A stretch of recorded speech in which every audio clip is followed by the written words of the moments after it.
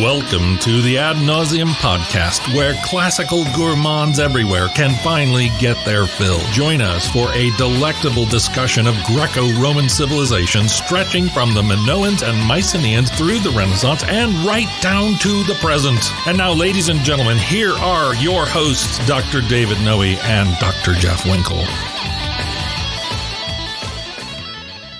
Welcome, everybody, to episode 5 of the Ad Nauseam podcast. My name is Jeff Winkle. It's chilly and cloudy outside today, but it's balmy here in the vomitorium. And with me, as always, is Dr. David Noe. How you doing, David? Doing well, Jeff. Thank you. You excited about today's episode? I'm very excited. I'm excited, too. We have a dizzying amount of material to cover today. Dizzying, you say? Yeah, you might say it's like a sailor stumbling across the deck as his bronze-beaked trireme glides over the wine-dark sea. That's exactly how I feel right now. So a little bit nauseous, you might say. A little bit nauseous. Yes. I got a Latin word to share with you today. Please do. It's nauseator. The Lewis and Short Dictionary defines it as one who is apt to feel nausea, one who vomits easily. And we have this little snippet from Seneca, one of his letters, Ulixes nauseator erat. How would that translate? Odysseus was prone to vomit. What's the context of that? I don't remember him launching all that much aside from his ships in the Odyssey. Yeah, maybe it's because he was always weeping, throwing up his feelings, throwing up a lie, a good tale. So vomiting in the broad sense, like we're trying to do here. We'll allow that. Okay. Yeah, excellent. Well, before we get to today's topic, and I'm going to let you're kind of taking the wheel of this one, and I'm excited to dig into it. But before we outline exactly what the topic is today, I'd like to offer a few rejected titles. Let's hear them. So these are not the titles of the episode today. So Troy Story, no, doesn't work. No, we workshopped that. Didn't go. No, also number 2, Mycenaean, no. Yourcenaean, that also tanked with the focus groups. Yeah, you're a dad, aren't you, Jeff? I'm a what? I'm sorry. You're a dad. I am a dad. Yes. So these would fit in a certain category, perhaps? Yes, okay. very dad-ish jokes. Okay. Yes. Keep going. Number 3. License to Iliad. I understand you have a particular irritation when you receive back from some of your students discussion on the Iliad. Yes. How many L's in that word? It's just one. Just one. But invariably, and even if I'm upfront and saying, this is the one spelling error I don't want you to make, invariably I will get ILL. Yeah. But then even 3 or 4. Right. Exactly. Right. But it makes me think of the Beastie Boys album, License to Ill, and that makes me feel a little bit better. Okay. Right. And then finally, number 4, double your gamma, double your fun. So, yes. Again, no That's good. A good one. While true, right? It's no good. So what is this digamma you're talking about? You're going to have to tell our audience about that. Well, let's save that when we get into kind of some of the possible candidates for Troy. And the names for Troy. I think that will come up again if we got room. But I'm going to turn it over to you. Tell us what are we talking about today? Well, we got a couple more housekeeping items to take care of. Oh, please. I'm sorry. I jumped the gun. Yeah, we got a shout out to Jeremy Jershina. Jeremy. Listening, I think, from the beautiful state of New Jersey. Yes, exactly. Need I say more? A great former student of ours. Yeah. Yes. And next week we're going to be looking at Heinrich Schliemann. Yes, exactly. Heinrich Heine Schliemann, as his friends called him. I think it'll be Heinrich. Don't call him Heine Schliemann. But we'll see how that goes, yes. Very excited for that one, too. Yeah, and one little corrigendum. That is a correction I need to list here. That is last week, episode 4. I was talking about this concept of henotheism, that there is one chief god and lots of little subordinate gods. And I said the author of that idea was a man named Walter Müller. I was totally wrong. It's actually Max Müller, German philologist and orientalist. Max Müller. Excellent. Good. So, all right, I think we're ready to begin here. And as is our custom, I believe you're going to lead us off with a quote. That's right. So this quote today comes from an American classicist named Dennis Page, and it's from his 1959 work, History and the Homeric Iliad. Now, this work came out of a series of Sather lectures, which is a famous American set of lectures on the classics that are given every year. Dennis Page in this work is trying to establish that the background for the Iliad and the Odyssey are historical.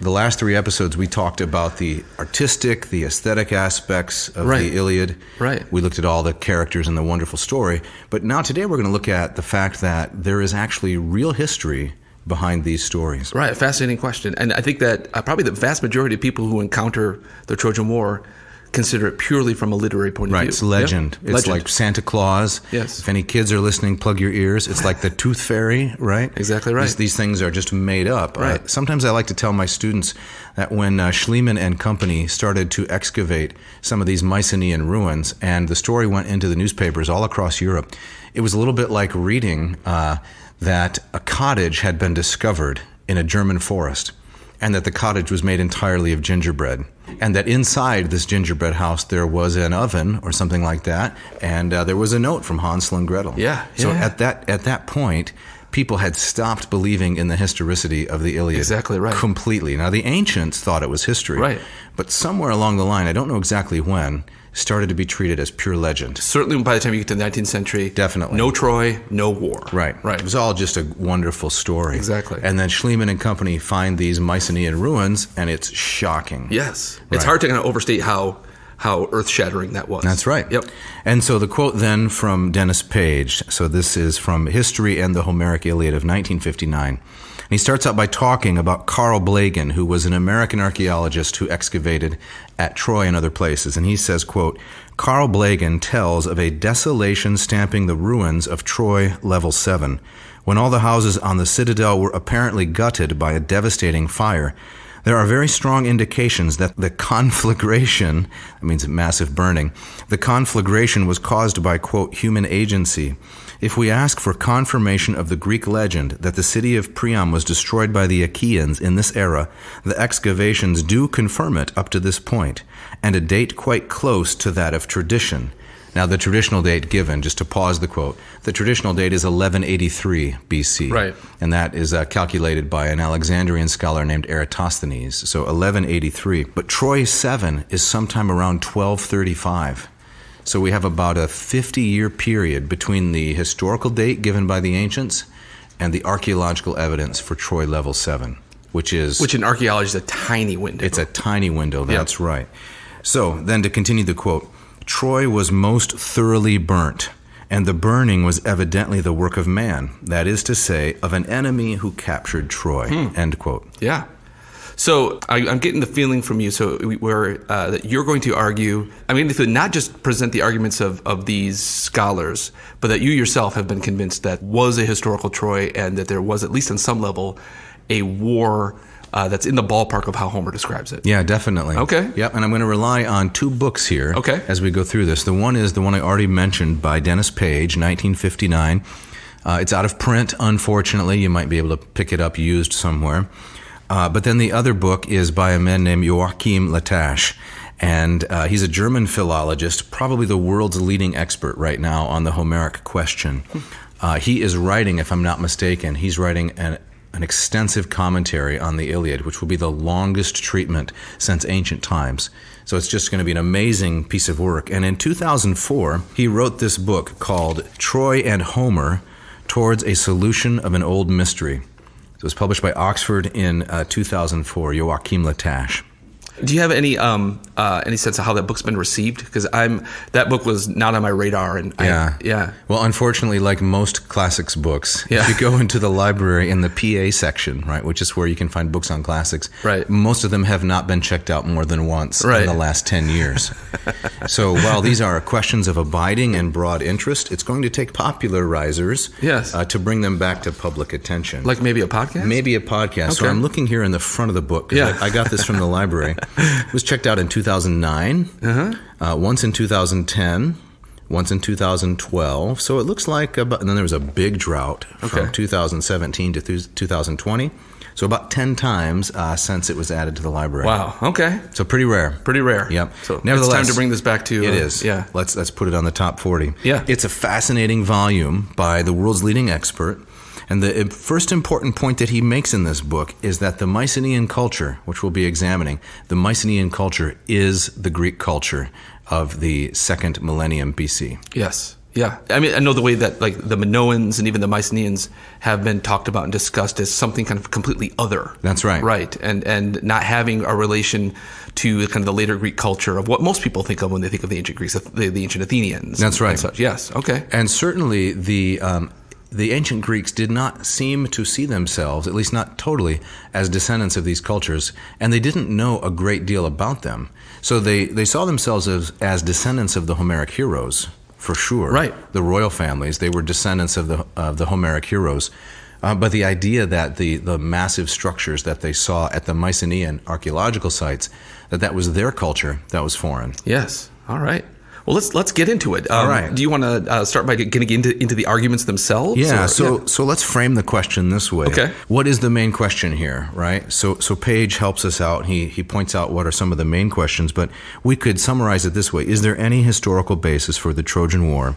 Is there any historical basis for the Homeric heroes? Yes. So we're not going to be able to answer it definitively. We're going to paint with the broadest brushstrokes on this fascinating topic, and then suggest, some ways that listeners can dig deeper if they want to. So where would you say, Jeff, in your study, because I know you've taught on this, you've visited most of these sites, most of these Mycenaean sites, not Yes. Troy itself. No, that's true. Yeah. Neither have I been to Troy, Yeah. but many of these Mycenaean sites. So how do we get into this question? I want to start just by kind of bringing up the way that I was taught this, kind of dancing around this question, and the way that I've taught it. From a much more kind of deeper skeptical place that I think what you're suggesting and that these scholars are suggesting. So I'm really interested kind of see where this goes. I would start by saying that kind of one of the things when I teach myth and talking about kind of how myth works, and I will often kind of come back to this idea that what myth often does as it develops, as it comes, from an oral tradition down to a written tradition, is that it seems to simplify. It takes disparate things and simplifies them, by maybe taking 10 monumental things that happened and then boil them down into kind of one big thing. And I know that there are, theorists, when talking about the historicity of the Trojan War, would suggest, no, there probably wasn't a Trojan War, but what it was a number of disparate things that over time kind of boiled down and was simplified into kind of one story. Mm-hmm. So how would our scholars here, how would they respond to that? Right.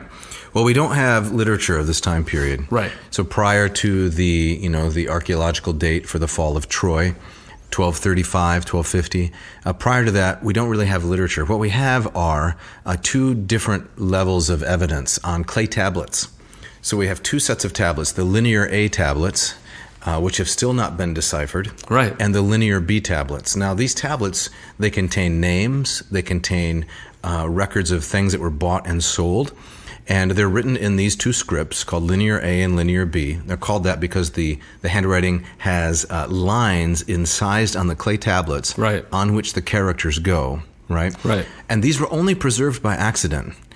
Because, clay is the very cheapest writing material. Mm-hmm. So these little clay tablets were incised with a marker, a stylus, a sharp pointed instrument, and then they were allowed to dry in the sun, and they were stored. So you could see who bought what when. Yeah, it's not gripping reading. No, it's right, not. Right. No, it's like if we went through your wallet and we looked at the things you bought at the grocery store last week. Exactly. Right. It's a receipt. 30 pounds of ice cream, Jeff. Yeah, 30 gallons. Excuse me. I can't explain it. Right. I'm not going to do that here. So it's not gripping reading, and it's not really literature. Right. But often it contains names of persons and the names of places. Right. So we can see, this Mycenae here bought this number of liters of wheat or wine, olive oil, and such. Right, and names of places and people, kind of historically speaking, tend to be sticky. Correct. Right? They don't just change from they persist. year to year. Exactly. They persist for a long time. Right. And so that's one level of information that's interesting. And as I said, it was preserved by accident because these clay tablets were dried in the sun, but the clay still is not very hard. It's very crumbly. Mm-hmm. But what happened is that sometimes the places where they were stored suffered fire. And so the clay tablets were actually baked as in a kiln. Yeah. And so they're blackened and charcoal. They're hard to read, but now they have become very permanent. And there are thousands of these tablets that have been discovered at various sites. Right. One of the exciting spurs, kind of new technologies along things that couldn't be read even 10 years ago. Correct. Yeah. Through infrared and other things. Right.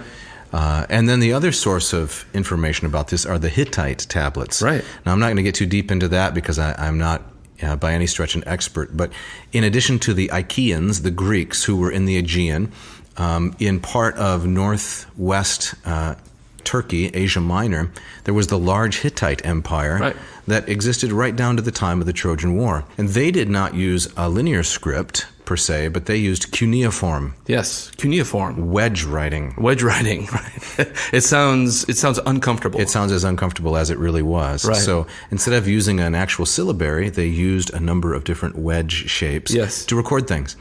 And Dennis Page, in the book we just mentioned, he spends quite a bit of time talking about the Hittite evidence, which contains names like Alexander and the names of some of the characters that are in the Iliad. And it's my sense that a lot of the evidence for classicists is ignored because it's kind of outside of the purview of the discipline. Right. So I think there's lots of scholarly camps that haven't really talked to one another. I think that's probably true. Yeah.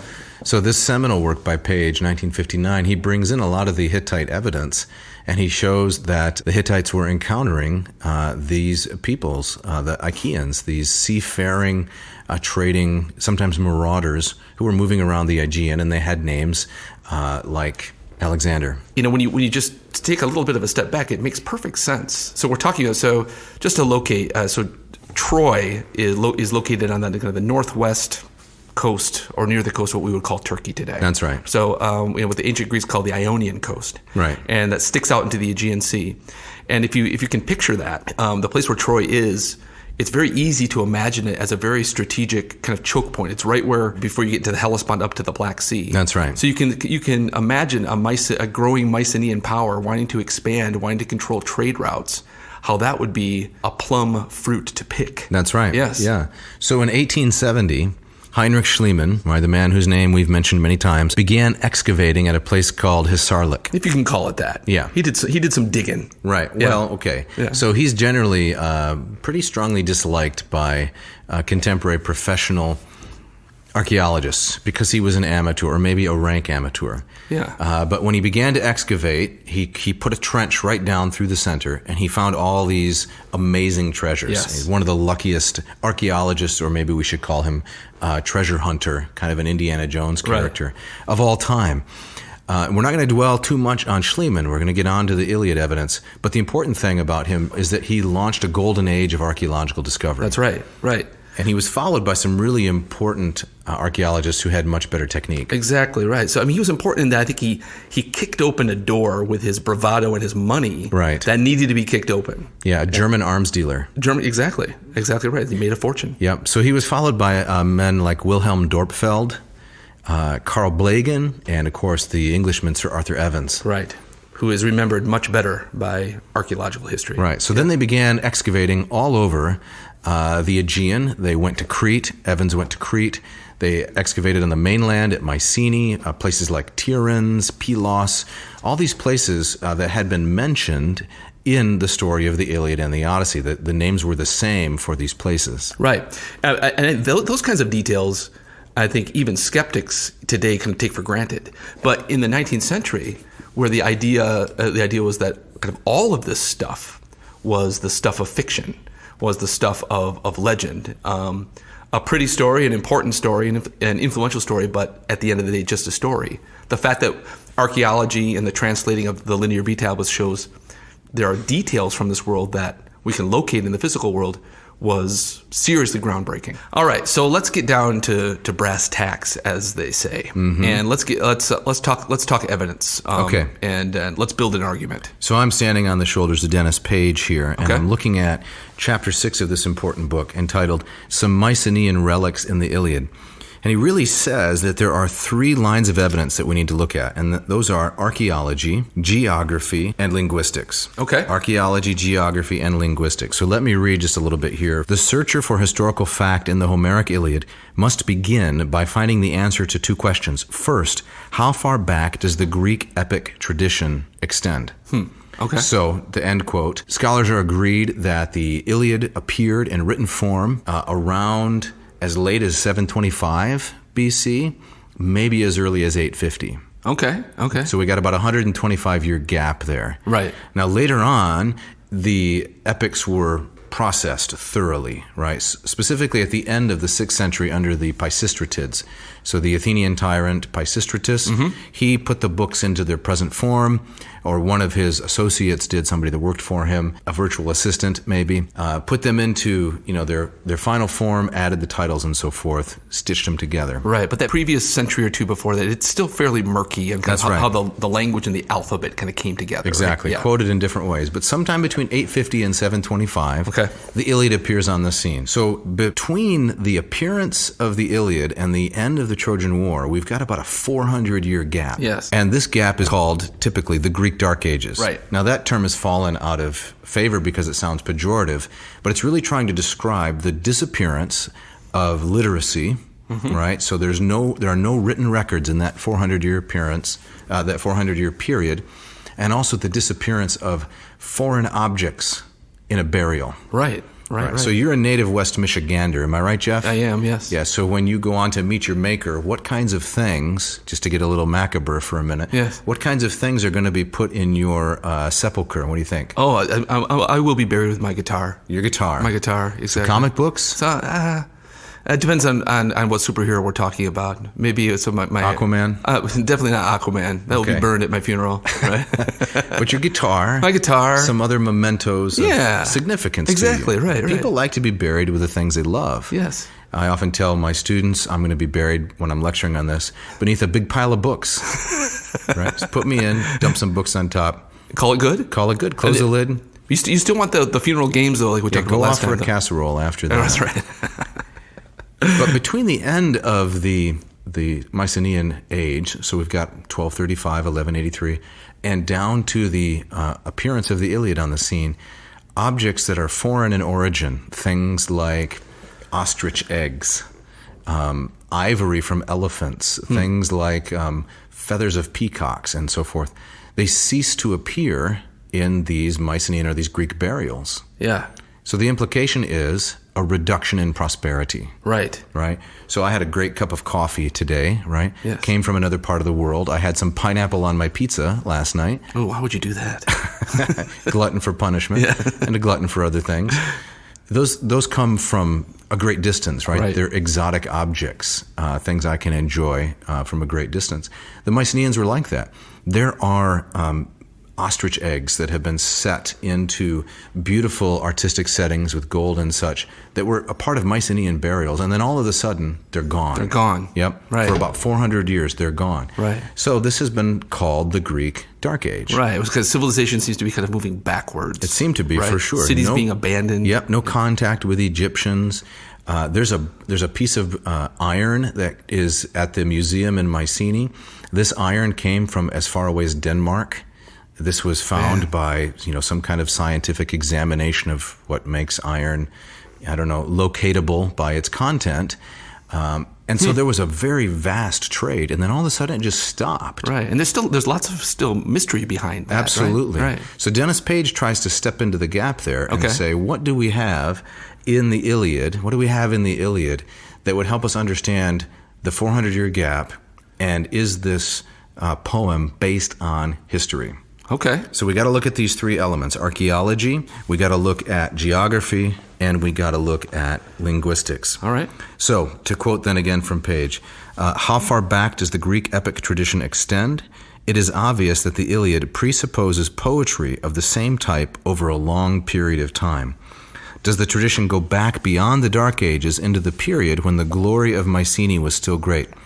Secondly, still quoting, if the answer to that question is affirmative in general, how far back does this particular theme of poetry go? The story of the Achaean, that is the Greek siege of Troy, was it already sung by poets in the royal or noble courts of Greece in the 12th century, that is the 1100s? Yeah. One of the questions I think that's kind of wrapped up in this is, that's always kind of intrigued me, is this: the Greeks, of course, they win the war, right? They sack Troy, they burn it to the ground. But there's also, in the bigger story, they kind of lose the game. Right. And so there's this whole body of legend we call the Nostoi, the returns, right, of which Odysseus has the most famous of them. That's right. The guys that came back. The guys that came back. And by and large, it does not end well for the guys that came back. And I've read and kind of offered the argument in my own classes about how the stories of the Nostoi are really not these glorious stories of return, but they're kind of a story of decline. Definitely. And so, Odysseus is lost for another 10 years. Right. Menelaus comes limping home. Agamemnon's murdered. The list goes on. And could those stories then be reflective of a kind of a decline, where the Greeks win the war, but they lose the game? Another excellent example of that is when Helen and Menelaus are in Egypt, yes, of all places. Yes, exactly. And they don't seem happy to be there. No. No. Just kind of whiling away their time. Right. Definite history of decline. So Page says, this is the money quote, right? If you skip the first 85 minutes of the podcast, make sure you listen to this one. Hit it. All right. The Iliad and Odyssey describe in accurate detail places and objects which never existed in the world after the Mycenaean era. So places and objects that Homer could not have had any knowledge of. Right. Some of them had been underground. By the time we get to 750, some of them had been underground for 500 years. Right. This is shocking. Yes. So how did he know about them? So what's Page's answer to that? Page's answer is, of course, that the Iliad contains an accurate record of Mycenaean life. But how did it survive? I mean, how did that record survive? Well, here's where the concept of oral poetry comes in. Okay. Right. So no writing, no literacy.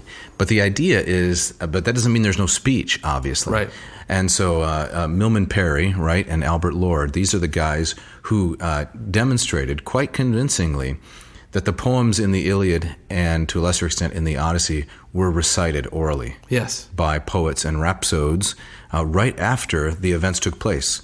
So in the 11th century, right, in the 12th century, that's the thousands and the 1100s, right after Troy falls, people are singing stories about these great heroes. Right. So let me tell you about Achilles. He was fast.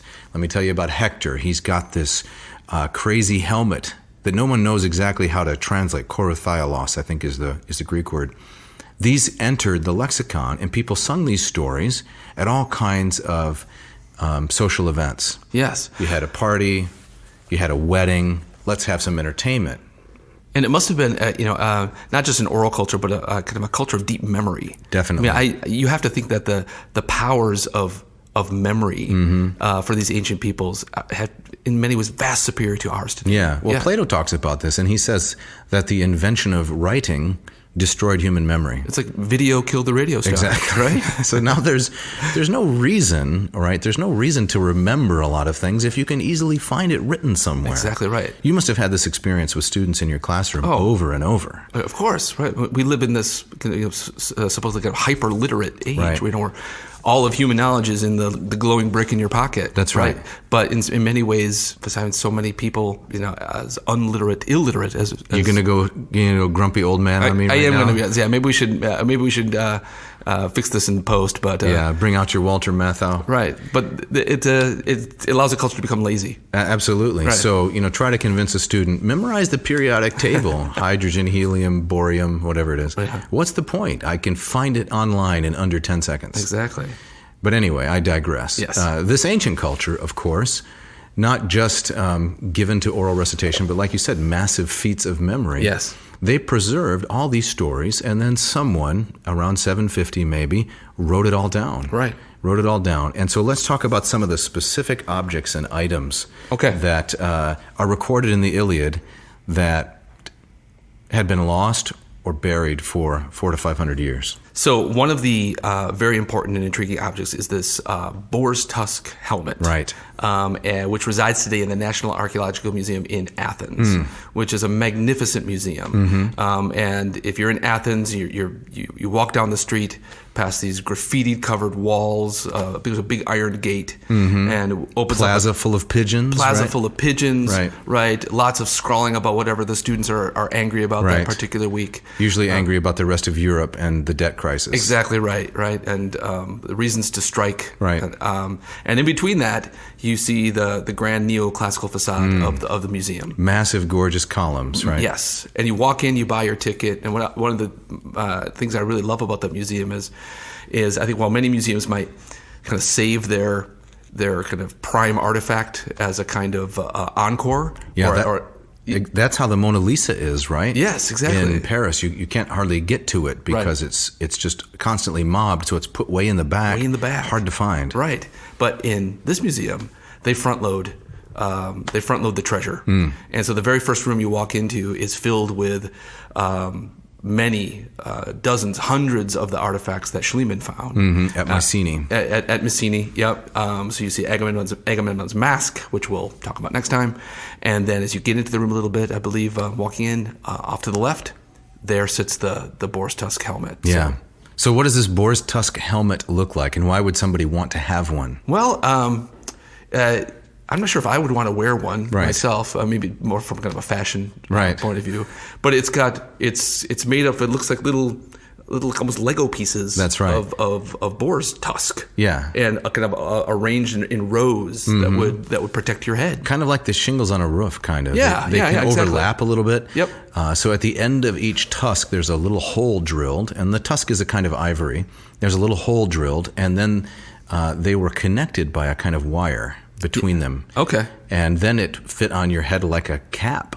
Yes. And for a long time, when people read this in Iliad Book 10, they said, Homer just imagined this. He just dreamed this up because this is ridiculous. It's useless in warfare. Right. Why would anybody wear this? Right. This will never make it in the Big Ten.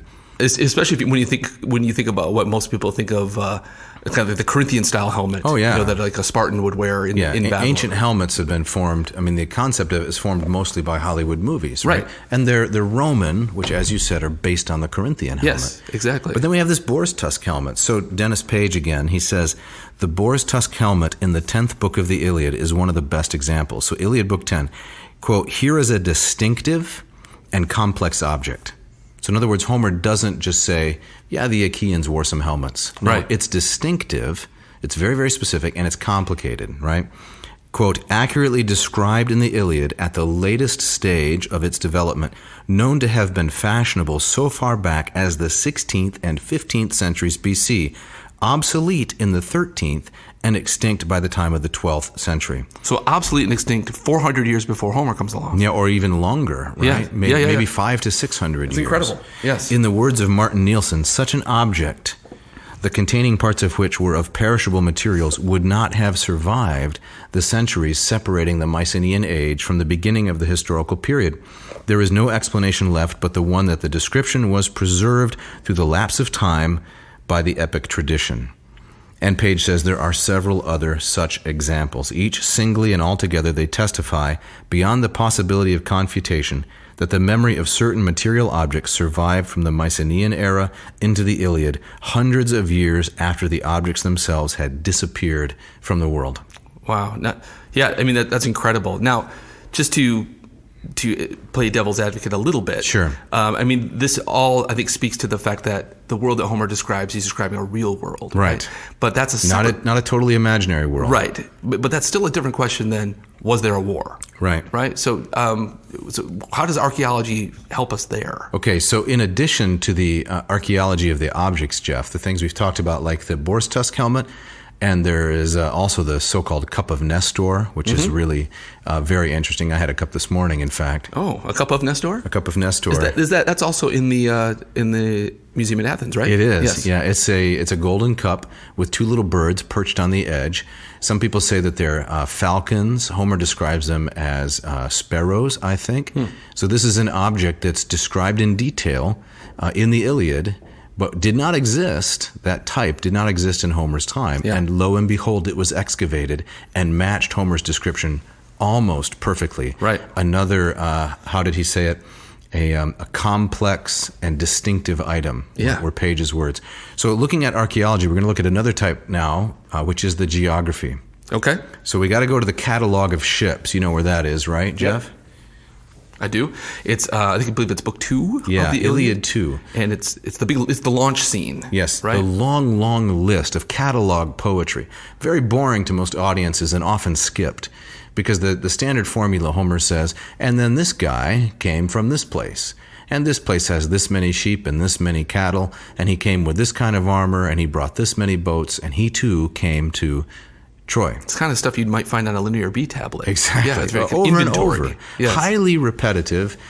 Frankly, a little bit boring, if the poetry's not beautiful, which it is. And also favoring the Boeotians, strangely. The Boeotians figure very large in the catalog of ships, even though they were not the most important cities in the historical period. Those being, of course, Athens and her allies, and Sparta. They must have been slipping some drachma to Homer under the table. That's the theory. Or maybe Homer was from that region. Yes. That's another theory. Right. But the geography is important. And again, I'm going to look here at Dennis Page.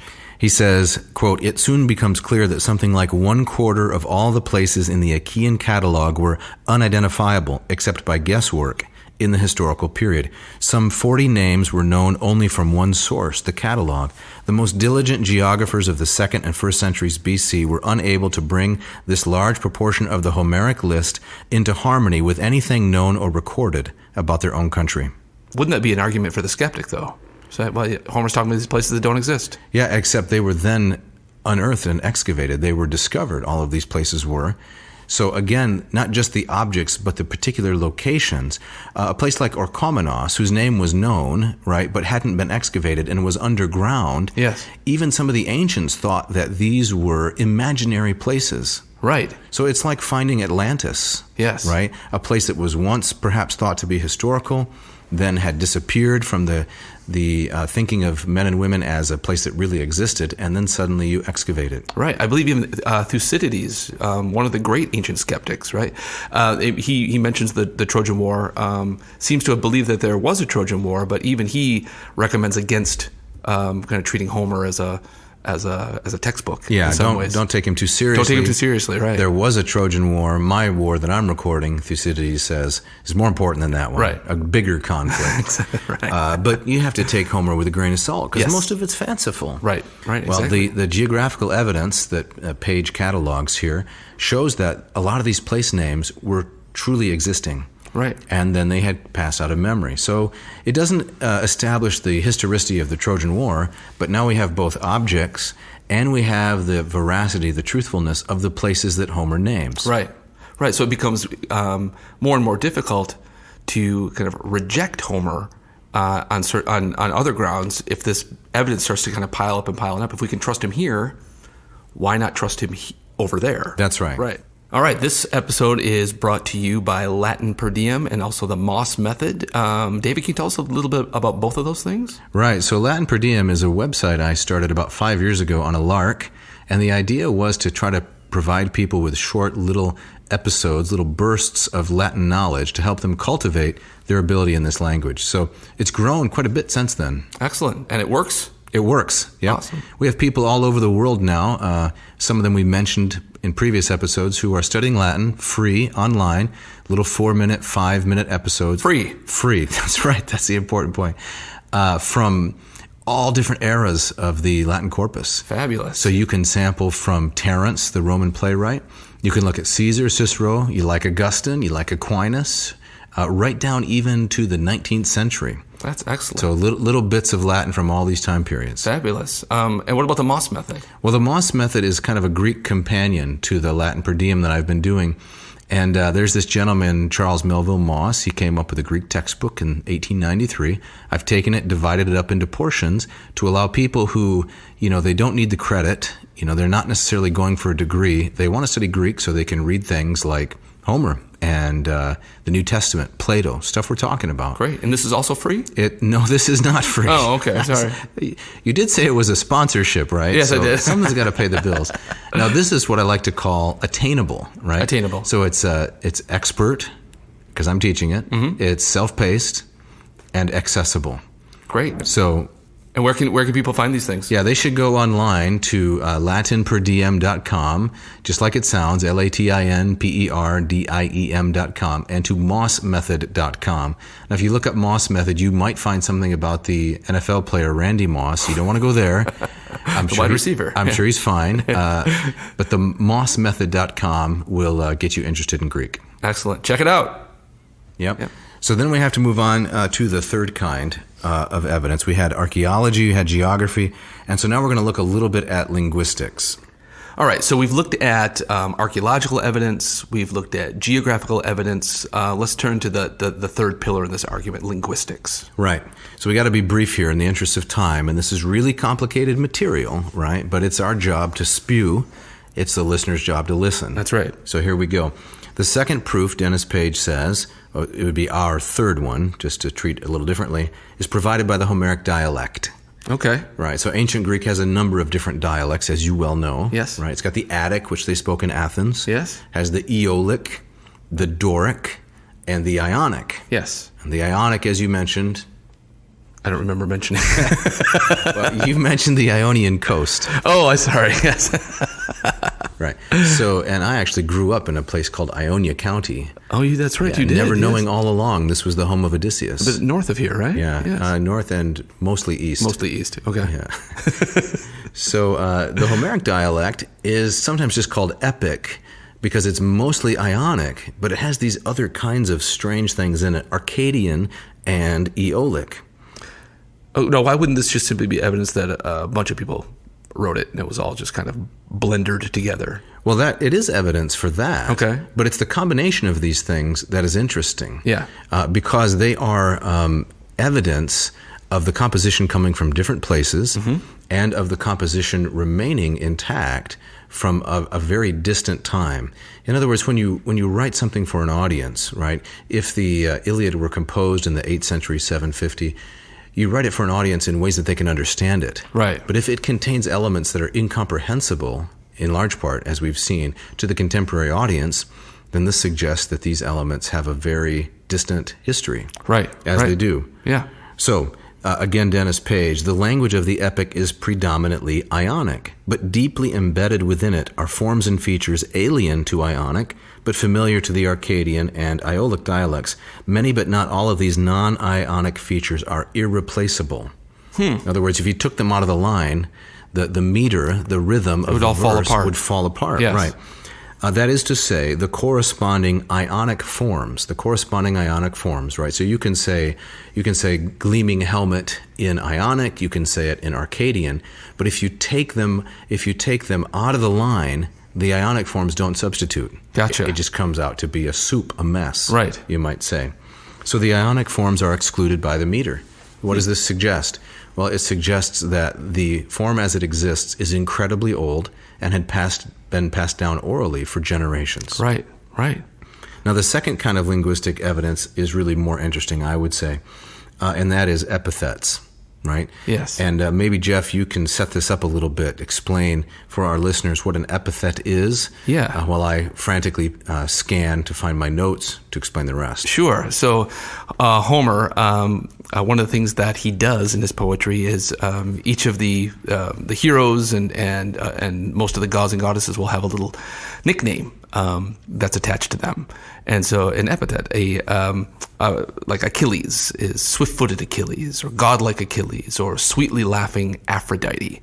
And you're going to tell us that this too is also evidence for the historicity. Yes, that's exactly what I'm going to tell you. Okay. And I'm going to rely on Page again. Okay. So he says, there must have been a reason, however far back in the past, why certain epithets, which might theoretically be applied to many persons, right? So this epithet could go to anyone. Certainly, here I'm editorializing, Achilles was not the only one who ran fast, right?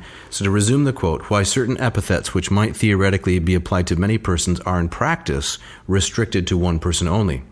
Now the adjectives korathiolos, with glittering helmet, and kalkokorustes, helmet of bronze, which together account for a quarter of all the occurrences of the noun and epithet which describe Hector, were not used in the traditional language of any person except Hector. Why not, says Page. Why is there no Odysseus with the gleamy helmet? Why is there no Diomedes, right, with the helmet of bronze? Had nobody except Hector a bronze helmet, a glittering helmet? The answer, I believe, is precisely this. The fact is that the Greek helmet, this is the money quote, the Greek helmet in the traditional language was non-metallic. It was not made of bronze at all. Right. These epithets make a distinction which is very likely to have been a true distinction between the Greeks and their Trojan opponent. Wow. So once again, all of the epithets for place names, places that are described as having doves, they're all very specific. A place that has a flowery meadow, as well as the different kinds of equipment that the heroes wore, all of these epithets and descriptors are so specific and they can't be substituted one for the other. Yeah.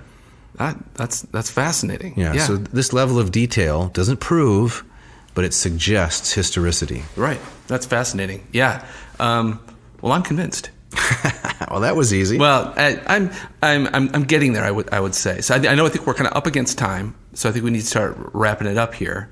I want to just offer one more thing, take us back to the archaeology, and I think this when we talk about Schliemann next time, we can get into more of the maybe kind of the archaeology at Troy itself as a kind of an addendum to this discussion. Absolutely. And as I know that one thing that that some skeptical scholars will point to is that these layers of Troy, Troy level 6 is one that Dorpfeld, the archaeologist, claimed resembled most Tiryns in Mycenae, resembled most kind of a fortified citadel that Homer might be talking about in the Iliad. But that city seems to have been destroyed by an earthquake, no evidence of war. But it's Troy 7, which was a much smaller city, that was the one upended by war, as you were talking about. And so the question is, would a city comparatively small have been the site of kind of a major war event? Wouldn't have been just kind of a small potatoes. It was one of many skirmishes, and then, like I suggested, that over time, those many skirmishes between the Mycenaeans and whoever the Trojans were, the vassal states of the Hittite kingdom, was kind of crammed together into kind of one major story. So maybe that's something we can maybe explore further when we talk about Schliemann. Yeah, we can definitely do that. Yeah. Page talks about this in the catalog of ships. To step back a second, Yeah. He says, we don't have to believe all of the numbers in the catalog of ships. He says it strains the credulity of any but the most faithful believer in Homer's truth-telling. No truth-teller you, right? Right. But even if we discount some of the numbers, the core of it is still absolutely true.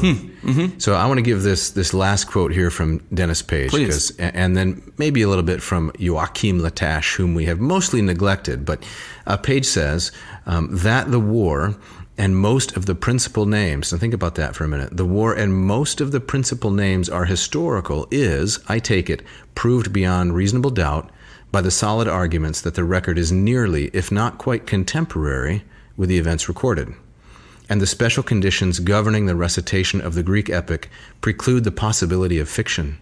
In other words, the very form in which the epic is transmitted doesn't allow simple substitution of one idea for another. Right. In other words, Superman can't star in the Aquaman movie. That's right. We're just not going to allow that kind of... although I wish you would. What's that called? Crossover? Crossover, yeah, right. Mashups. So Jane Austen and zombies, I think.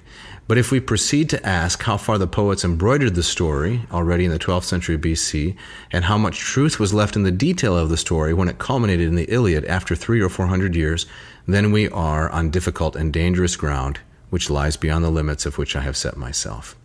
So, in other words, the principal names, the principal towns, and the general facts are all historical. All historical. And now someone might say, right, a skeptic, well, that was Dennis Page, that was 1959. That was a long time ago. But the Joachim Latache evidence endorses all of it. So, David, you have something from Latache's thesis that you can share with us that undergirds this? Yeah, I do, in fact. So this was 2004, world's leading expert on Homer, or at least one of them. And he says, the possibility that a historical event could underlie the tale of Troy, with its great array of Greeks confronting a power which in every way constituted an obstacle on the coveted coast of Western Asia Minor, that possibility has not diminished as a result of the combined research endeavors of various disciplines during the last 20 years or so. Quite the reverse, it has grown ever stronger. The abundance of evidence pointing precisely in this direction is already almost overwhelming, and it grows with every month in which new shafts are driven into the mine of mystery by archaeologists, scholars in Anatolian, Hittite, and Greek studies, linguists, and many other representatives of divergent disciplines. So we'll skip ahead here. Homer is to be taken seriously. Wow. Very few punches pulled in that quote there. That's strong stuff. So there we have it. Homer is historical, at least in large outline. Yeah, excellent, right. So, so next time together when we talk about Heinrich Schliemann, we can explore this further through the fascinating tale of that man. We'll talk more about kind of the archaeology at Troy, and maybe if we have time, we can maybe even throw in some kind of recent discoveries at the site. That would be great. Those bronze shafts and so forth? Yes, Shafts of Bronze Age warriors, I mean to say. Yes, exactly. So, Jeff, you got a quote here to take us out? Yes. So, as is our practice, a gustatory-related quote. And this one comes from a personal experience that David and I had a number of years ago. Memorable. Yes, when we were leading a trip of students to Greece. And I believe we were approaching the site of Eleusis, where the famous sanctuary of Demeter is. The year was 2011. 2011, and it was like the perfect morning to visit there because it's kind of misty. Cold January day. Cold January, but also kind of dark and mysterious. Overcast, yeah. A good time to visit that sanctuary. And the quote was? What's that? And the quote was? And the quote was, as we were approaching the site, this young woman who's, we're not protecting her name, we just can't remember it. Right. We overheard her say... But if we could remember it, we would protect it, right? Exactly. Charming young woman on the whole. Yes. She delivers the money quote. The money quote is she didn't know we were listening, but she said as we approached the gate of the sanctuary, if I see another old rock, I'm going to puke. Thanks for listening.